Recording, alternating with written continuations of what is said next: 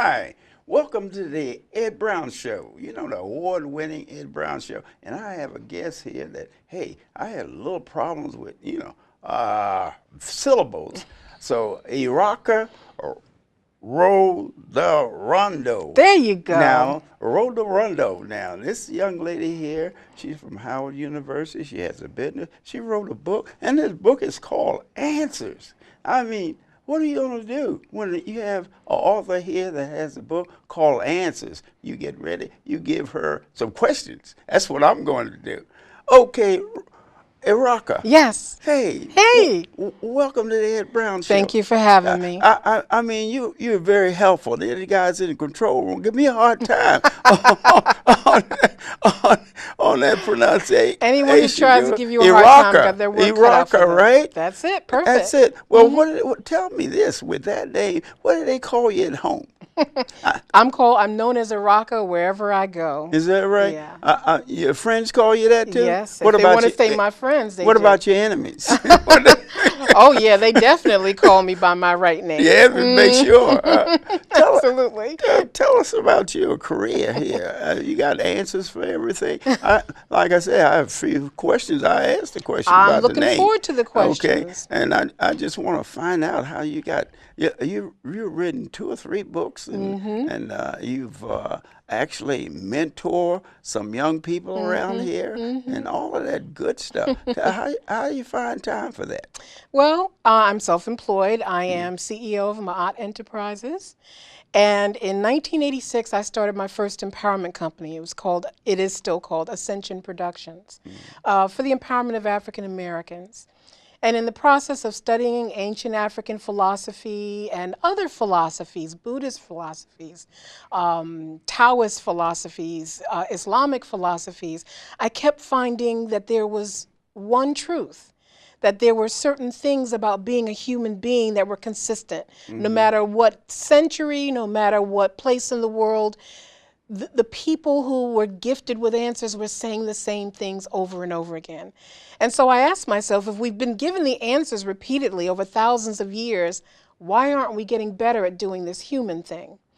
So what I did was, with my book, I distilled all of that good stuff into 12 answers. And I believe that these 12 answers are the answers to any question any human being will ever have in his or her life. Is that right? That's right. I tell you. Want to see an example? Yeah, that's it. Okay, so answer number 3 is creation is the reconciliation of opposition. That's basically saying if you want to create anything, if you want to create a new job, you want to create a new body, you want to create a new home, the first thing that's going to happen is you've got to what? Overcome the opposition. You want to go to school, you got to get tuition money. That's the opposition. When you overcome that opposition, you create yourself as a student, right? So if you want to create something, there's going to be opposition. Is that true? Sure. Okay. Right. Now I want to anchor that. As long as no one's in my way. Right. Now I want to anchor that. We say that that's true, right? If it's true, it's true. Not just on Tuesdays or every other weekend. Not just when all the traffic lights are green and the sun is shining. It's true when it's absent from all appearances, and when everything and everyone, even your own consciousness, tells you it cannot be. All right? Well, you have to anchor you end up that. not believing yourself then, huh? Well, that's what happens. Yeah. Because we say that that's true, right? Right. All right, so then something happens to us, something out of the blue, Mr. Brown. Some catastrophe with our home, or flooding, or we lose someone that's close to us, or something we've been working on seems to fail, and we go, oh, why me? Why did this have to happen to me? But wait a minute. Creation is the reconciliation of all opposition. And that means anytime you have opposition, anytime something challenges you or pushes you, it has one purpose. That is for you to self-create. So why did it happen to you? Because you needed it to happen to you. It may be clear, it may not be clear for years why, but the Creator is always creating. So whenever anything happens to you, it happens There's always something good in it. That's what you absolutely. say. If you recognize it as an opportunity and you reconcile it, you work through it, that's how you create who you are. So that means if you understand answer number 3, which is creation is the reconciliation of opposition, you never have to ask the why question again. You never have to ask yourself, why did this happen to me? I've just given you the answer. Okay, that was 3. Now, Number 3 of 12. Yes. Okay, let's go down the line there. I want to Okay. hear more of this. All right. Okay. Pick a number between 1 and 12. 5. 5. 5. Reality is whatever you think, whatever you say, and whatever you do. People don't often believe that they have the power to create their own reality. But you and I sitting here right now is the result of everything we have ever thought and not thought, everything we have ever done and not done, everything we have ever said and not said, right? Right. Even though things may have happened to us and people move in and out of our lives, what happens is what we do in response to what life gives us. So you're sitting here, sir, because you declared you were going to be here. You thought it is time for me to have my own show. And then you spoke those words to people and they adopted it as their thoughts. And then collectively you all did it, right? That's why we're here right now. What people fail to realize is if reality is whatever you think, say, and do, if that's true, it's true. Not just on Sundays, not just on Tuesdays, it's always true. So if you want a new reality, no matter what it is, all you have to do is think it, and then speak it, and then act in accordance with those thoughts and those words, and if it's for you, you can do it. If that's how we got to this point, it is impossible that we can't get to where we want to be, the reality we want for ourselves in the future, just by governing what we think, what we say, and what we do.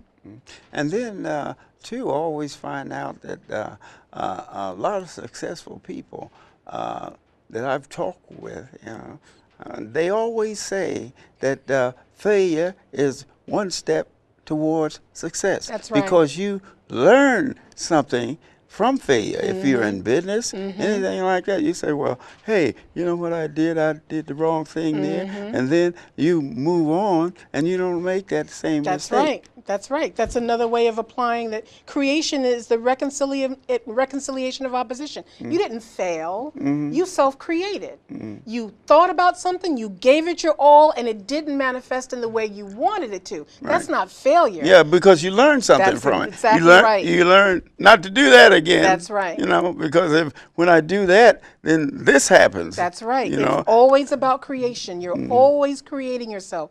Every experience, every opposition is you being created into your fullest self. And you have to tell yourself that repeatedly, right? Whatever you think, whatever you say, and whatever you do. Yeah, but you can tell yourself there, but then if you're in an environment that's opposite there, it makes it difficult. It does make it difficult, but let's break down the word environment. Enviro means surround, and ment means mind, like mental. Your environment is whatever you allow to surround your mind. It's not the people around you. It's not the places and buildings around you. It's what do you allow to surround your mind. So being a powerful human being, and that's what this book is about, a philosophical foundation for an empowered life. Being a powerful human being means no matter what's going on around me, no matter who's saying what, who's saying I can't, who's calling me out my name, who's saying I'm ugly, no matter what is going on around me, I will not allow that to surround my mind. I am creating myself with my thoughts every moment of every day, and that is my environment. The environment is up here. And once we adopt that as our truth, once we make that our personal truth, doesn't matter what happens. Okay, what happens physically if something happens? And I said, my knee doesn't hurt. My knee is killing me. I keep trying to convince myself that my knee is not, that it's not hurting. Well, there are also a number of stories where people have been able to think and pray themselves out of pain. All right? Well, that's what I mean. I mean, how do you convince yourself when something like that, say, well, my knee is not hurting, Well, if but your your knee is killing if you. your knee hurts, your knee hurts. The question is, what are you going to think about that? Are you going to say, I can't do something Right. because my knee hurts? Right. If somebody says, I'm hey, how you doing? I'm Are you use going it to for go, excuse. oh, my knee I'm use it hurts? for excuse. Exactly. I use it Exactly. for excuse, and what happens? So it's still control of thought. Yeah, how do I convince myself not to You do better that? take yourself and get some Aleve if your knee's hurting. You would convince Get yourself some down to knee- Walgreens right. and get some painkiller if your knee is If your hurting. knee is hurting, so you go to the physical answer, right? You go to the physical But aspects that's of it. still about what you think about pain. What do you think about pain? Do you think about it as something that stops you? You know, some people, you talk to them and that's all they talk about are their aches and their pains. Yeah. And some people are in pain constantly Yeah. and you would never Never ever know it. know it. Right. Never That's know. true. And to take that a little bit deeper, what's the pain from? Why does your knee hurt? What are you doing? Are you not eating the kind of foods that build strong bones? Are you not doing exercises to strengthen those tendons and the muscle? You know, it's a message. It's Okay, always so you about say what I'll creating. do? I'll go and exercise and swim and all of that, and then that's the answer to the problem that I had. Not the way I can be. think. It's the physical aspects of the swimming and the. But who does that? The choice to swim, the choice to exercise is a thought. It's saying, I am powerful. I'm going to take control of this situation. I have the power to address it, and I'm going to do that. A lot of people don't do that. They just, oh, Lord, oh, this knee. Baby, go get me an ice pack. Go get me right. an icy hot, right? Well, they look for someone to do things for them too. Absolutely. When they especially the children and you know who works that pretty good is grandchildren on their grandparents. Don't you think? I think they do a good job of that. You know Yes, what I they mean? do. Because they know that the grandparents is sympathetic. You know what I mean? That mom and dad they on the other end there. They're demanding. They're the disciplinarians. Yeah, So, right. yeah. So, But grandma and yeah, but grandpa. grandmom, that's the easiest way out of this situation is get grandmom involved in it. Absolutely. So actually, then when for instance, if you're studying, and you know how people have problem with certain courses, and they have a tendency, just like I have Dr. Johnson. She's a mathematician, and she always said, hey, math is nothing. Say trigonometry and all of that good stuff, calculus and all of that. There's nothing to it. I said, well, that's what you think because you know all about it. She said, well, getting to know about it is exposure. Absolutely. See? Well, I don't like to think that there's anything that I couldn't learn. I may not learn it in what's called a semester. I may not learn it in the way that a teacher teaches it to me. I might have to find my own way to learn it. I might have to sing about it. Well, it's I same might have thing. to draw pictures. Yeah, well, it's the same thing with these new gadgets, with the phones and all. I was telling you about the, text message and all the different things that they. Well, I'm not interested in using everything in a cell phone. Right, I just right. want to get my phone call, send a message, and receive a message. And that's your choice. That's my choice. That's your choice. Absolutely. But that limits me actually advancing, right? Well, it depends. Depends on how you define advancement. I think the ability to focus is very important. I think that advancing as a human being means being able to focus. What you think about advancement may not be advancement to me. That's exactly my point. So you asked whether or not your position on that is limiting you from advancing. I don't think so. I share a similar position. I'm not going to learn how to do all of that stuff because if I'm sitting in a bus stop or at a waiting room, I want to sit and I want to look at the people.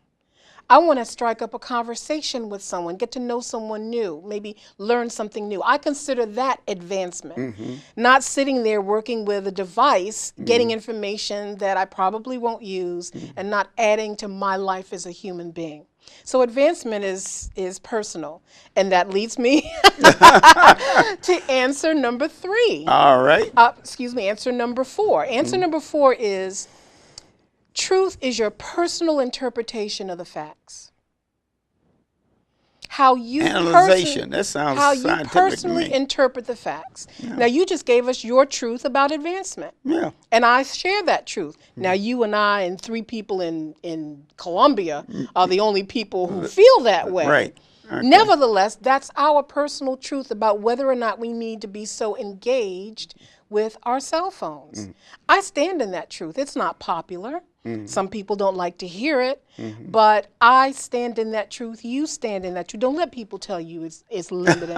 If you don't want to learn how to do all that stuff, you don't have to do it. Right, that's it. That's you don't right. need it. That's right. Yeah, And that's what power is. You really convince yourself quite often, like you're saying, answers.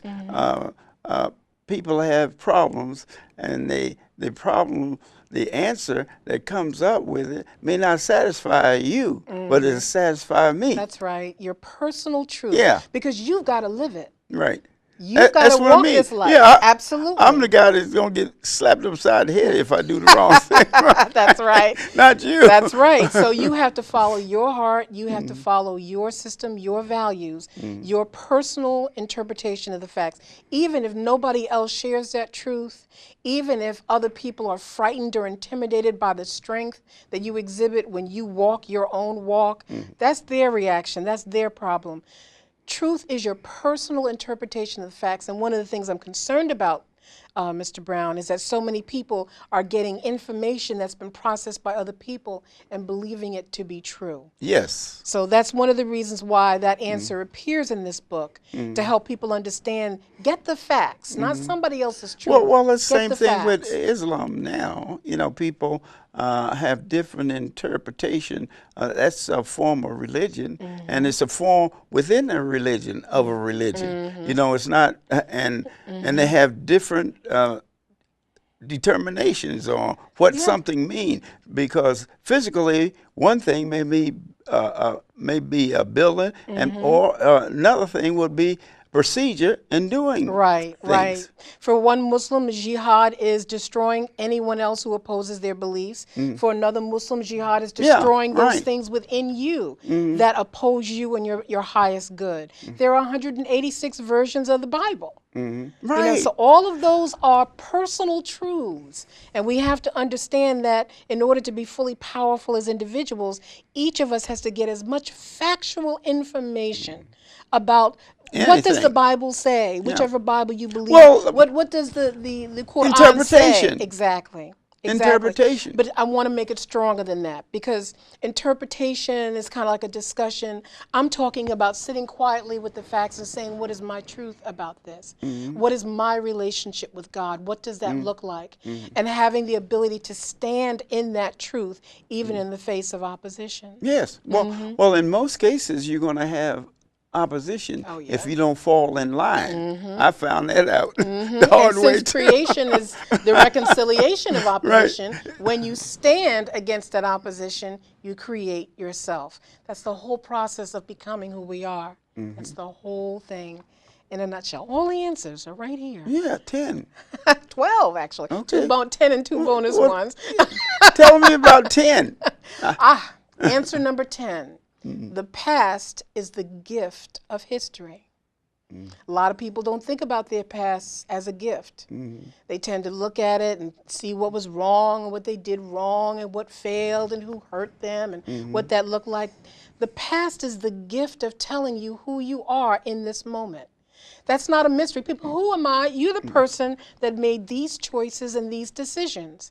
And if there's anything about your reality that you want to change, just open the gift of your past and look at it for what it was. It was a journey to expose you to your own values, your own ideals, and if you want to change those values and ideals, the gift of history shows you what it is you have to work on. Were you greedy in the past? You don't want to be greedy now. The gift of history shows you that you wanted more than maybe you were entitled to. Were you insensitive in the past? That mistake, that thing you did that hurt that person, if that's not who you want to be, the gift of history is that's how I showed up. I know now that that's what I need to work on now so I can become the person that I want to in the future. And that's the way we should think about our past, because that's what it is. It's the gift of evidence of how we've come to be where we are, who we are, and it tells us very clearly, no mysteries, exactly what we need to work on to become a powerful human being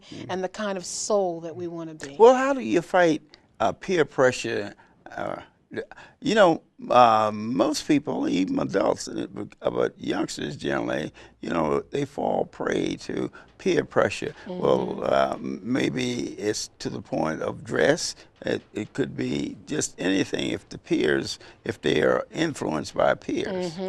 Well, I'll go back to truth is your personal interpretation of the facts. Number 5, answer number 5, that no matter what everybody else says, what do you think? Right, right. This is your walk, and it's harder for teenagers Yeah, because they often haven't had enough life experience to distill their personal truth. But what I will give a teenager or anybody is answer number 2. Life is thought manifested by choice, and choice manifested by thought. If you just sit down and think about something, rather than hear someone tell you something and say, oh, that's my truth. You know, don't do that. Don't embrace something as the truth just because everybody's saying it or everyone is doing it. Turn out the lights, light a candle, sit in the park under a tree, turn off your cell phone. Just sit and say, And wow, analyze. What is my truth about that? Analyzation. Do I really look good in a dress that is 2 sizes too small for me? All of my friends are wearing dresses that are 2 sizes too small for them. Do I really look good in a dress that's 2 sizes too small for me? Have that conversation with yourself. That's how you arrive at your personal truth, and that's what strengthens you against peer pressure when other people try to give you their truth. Yeah. Well, what about analyzation? That's the process, thinking. Life is thought manifested by choice. And when you think about something, you have to analyze it. What I'm saying... How are you going to be true to yourself when you analyze it? When you say, hey, this tie looks nice, when it looks like the devil, it doesn't fit. When you look in the mirror, do you like the way that tie looks? Yes. That's the truth. That's it. There's no analysis. There's no analysis involved. Necessary. Now, the only qualification is, okay, this is a television show. Now, if that was a checker tie, your engineer in there would have a problem with that because it's not going to capture well on camera. Right. All right? So in that case, you might have to modify whether or not you wear that tie. But just because, you know, you're getting dressed, you're presenting you to the world, you know? So you decide what looks good on you and what doesn't. And if someone gives you a piece of feedback, you take it, you consider it. But if you still look in the mirror and say, I love my aquamarine tie, you go and wear your tie. That's your personal truth. That's your reality. That's your power. Well, tell us, with your book of answers, how does that affect a student that's having problems with a subject? How does this book affect a student who's having problems with a subject? Personal interpretation of the facts means that person may have to find a different way to learn the information. Okay? If the way the professor is giving it to you doesn't work, talk to other people, talk to other professors, go on YouTube, look at the way other people have explored the subject. Maybe get another book in addition to the textbook. Check something out of the library and you know, because what happens is you can be stuck on something and then you hear it another way or you see it another way and you go, oh, I get it. Yeah, procedure. Absolutely. Yeah, see, again, what works for me in this life? What serves me in this life? And do it that way. Absolutely. Well, supposing people analyze you as being selfish when you're doing all of this. Oh, I love that one. I love that question. The accusation of selfishness. The human being is the only creature on the planet that does not observe the first law of nature, which is self-preservation. because we have been conditioned to believe that if we put ourselves first, we're being selfish. Selfish. Okay. But whose life is this? This is my life. And I can't be the kind of mother I'm going to be if I'm not the kind of person I need to be. I can't be the employee, the daughter, the husband, the president that I need to be unless I know who I am and I'm standing in my personal truth. So you always have to start with, what is my truth about this? That's always the starting point. Now So being selfish is okay in so many words. Now, it depends. Being self-centered, and I don't mean that in the common context. I mean, you are the center of your universe. So you always start with your personal truth about something, and then you may decide to modify that truth. You may decide to, you know, okay, well, in this instance, because I feel this way about this person, and I know the way he or she is going to react to my truth, I'm going to say it differently, or I'm not going to say it at all, or I'm going to, you know, adjust it. But still, that's power, because it's a choice you're making consciously versus feeling like you have to yield to somebody else's wishes, or guilty for, you know, because you're not doing what other people expect of you. The outcome may be the same, but the motivation, is it from a position of powerlessness or power? I just want it to be your choice. Well, that's the thing, that a youngster, he grows up in an environment where someone is making decision for them, I'm saying 10 years or 15 years of their life.